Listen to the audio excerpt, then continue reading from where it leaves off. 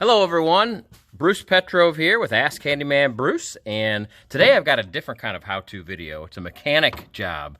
I don't normally do mechanic work, but today I am because we've got a problem with one of our vans. This is the fan clutch that controls the fan right here, and I just got done breaking this big brass nut here loose off of the water pump shaft, and I want to show you how I did that because there's a couple of videos online that show this pulley right there, this kind of like rusty pulley here. I took the belt off of it. That's where the belt runs in that shinier area.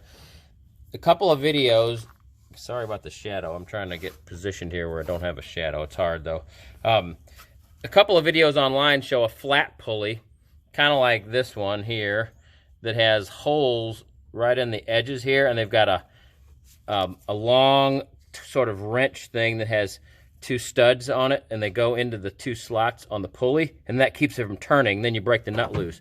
But look at how the pulley is on this particular motor here. This is a GM.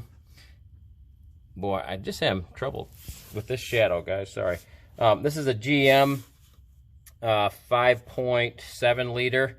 This is a early 2000s, but you can see it's like totally round on the front. There was nothing to grab onto at all. So here's what I did. I worked a C-clamp in here. See this C-clamp sitting right here? So I tucked it underneath the pulley, and then I tightened it onto there. Then I was able to get my wrench in here, which is on this nut right here. This is the new one. So you work your wrench in that slot there, and see if I can get a picture of it.